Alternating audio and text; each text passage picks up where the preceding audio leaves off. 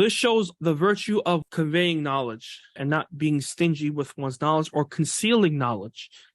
And this is one of the reasons why Abu Hurairah radiallahu anhu was known for his narration of hadith. As mentioned by Imam Bukhari, a narration in the Nas yaquluna akthara Abu Hurairah, that Abu Hurairah became abundant in narrating to the people. This is what some people were saying. طيب. So Abu Hurairah mentioned, he said that لولا آيتان في كتاب الله ما حدثت حديثا. If it wasn't for 2 verses in the book of Allah, then I would not even narrate a hadith. Then he recited the verse إن الذين يكتمون ما أنزلنا من البينات والهدى إلى قوله الرحيم. In Surah Al-Baqarah, where Allah Azza wa Jalla, he says that certainly those who conceal what we have revealed from al-bayyinati wal-huda. These 2 verses right here in Surah Al-Baqarah, verse 159 up to what verse 160 are the origins, are the ayat that encourage Abu Hurairah to spread knowledge and not conceal knowledge. And thus he became among the narrators who narrated the most hadith. In fact, he narrated the most ahadith of the Messenger sallallahu alaihi wasallam, despite only spending about 3 years with him, as he accepted Islam in the year of Khaybar. And that was 3 years before the death of Prophet Muhammad sallallahu alaihi wasallam. And look how many hadith he narrated. Subhanallah bihamdi.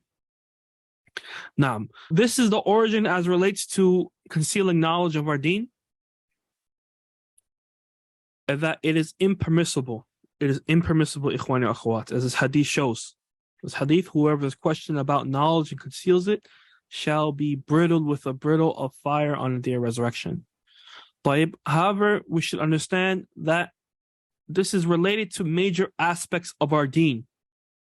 Yani those things in which every Muslim should know. Like, for example, who is Allah, Tawheed, Ahkam as-Salah, rulings related to the Salah, rulings related to the Zakah, ila akhiri, as-Siyam, al-Hajj. As Al-Khattabi, he mentions in its explanation of this hadith, هو في علم الضروري. It is in the knowledge that are necessities, knowledge that are considered to be an obligation for every Muslim to know. Then he gave an example, كما لو قال علمني الإسلام والصلاة. If a person were to say, teach me al-Islam and as-Salah, وقد حضر وقتها وهو لا يحسنها لا في نوافل العلم. Okay? Like, for example, if the Salah time had come in and he does not perfect his Salah, it becomes an obligation to teach that person how to pray. طيب. He said, لا في نوافل العلم, not in the supererogatory issues of knowledge. And this is what's agreed upon among the scholars, that the major aspects of our deen is impermissible to withhold from an individual. As for those additional aspects of our deen, which are not obligations, then scholars have agreed it is permissible to withhold that knowledge for a particular reason. Sometimes you find the scholars of the past would withhold knowledge from the ignorant people, from the people who, if they were to obtain this knowledge, it would cause corruption on earth. As mentioned by Suyuti, rahimahullah ta'ala, Imam Suyuti in his Alfiyah, he said, وَحْفَظْهُ مُتْقِنًا وَذَاكِرْ وَرَأَوْ جَوَازَ كَتْمٍ عَنْ خِلَافِ الْأَهْلِ أَوْ مَنْ يُنْكِرُ الصَّوَابَ إِنْ يُذَكَّرِ. The Salaf of the Ummah, they saw the permissibility of withholding knowledge from those who are not deserving of it. From those who are not deserving of it. Now, and this is what's also mentioned by Al-Khatib al-Baghdadi, وَلَا يَحْرُمُ الْكَتْمِ عَمَّنْ لَيْسَ بِأَهْلٍ. That it's not prohibited to withhold knowledge from those who are not deserving of it. وَلَا يَقْبَلُ الصَّوَابَ إِذَا أُرْشِدَ إِلَيْهِ. And it's also not prohibited to withhold that knowledge from those who it's known that they will not accept the truth. These people, the ignorant people, haughty people, it's permissible to withhold knowledge.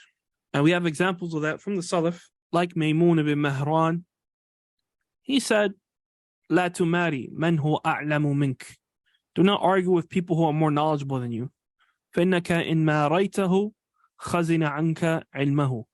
That if you were to argue with them, okay, of course, with bad etiquette, not just simply asking a question, but having ignorant behavior with them, then they will hide away their knowledge from you. They will lock it up. They will not share that knowledge with you. وَلَا يُبَالِ مَا صَنَعْتَ, and they will not care what you do. طيب. And as Zuhri, Ibn Shihab al-Zuhri, he mentioned that Salama used to argue from the Tabi'een, he used to argue with Ibn Abbas radiallahu anhuma, and thus he was prevented from much knowledge. SubhanAllah, he used to argue with Ibn Abbas radiallahu anhuma with bad etiquette, and Ibn Abbas withheld knowledge from Salama. SubhanAllah bihamdi.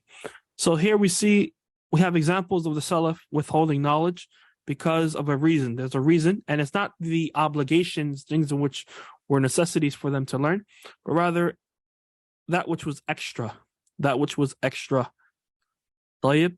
Also, we have another instance where it's permissible to withhold knowledge because of people's lack of understanding of the issue. It's permissible to not mention certain things because it's above their heads. It's above the people's heads. طيب. Until a time where it comes where they have a better understanding. نعم, as Ali ibn Abi Talib radiallahu anhu, he mentioned حدث الناس بما يعرفون. Speak to the people with what they know, what they're familiar with. أتحبون أن يكذب الله ورسوله? Would you like for Allah Azza wa Jalla and His Messenger to be belied, not be believed? And you may mention an ayah that some people may not understand. And because it goes above their heads, it may cause them to deny what Allah or the Messenger ﷺ has mentioned. So for those type of people whose understanding have not reached that level, it's better not to mention it. It's better not to mention it. And in reality, this is not a form of concealing knowledge. Rather, it is addressing people where they are. It is meeting people where they are and addressing topics in which they are familiar with. طيب, and what is suitable for their level. Like, for example, somebody who just accepted Islam or just started to practice the deen, right? You wouldn't speak about detailed subjects with them. Naam, it's not suitable for their level. You would speak to them about a tawheed, learning about Allah, learning about the Messenger, some basics, the salah. Naam, and you want to go into intricate details about al-jarh wa ta'dil, for example, right? Criticizing and praising narrators. This is not for them. Naam, so meet the people where they are.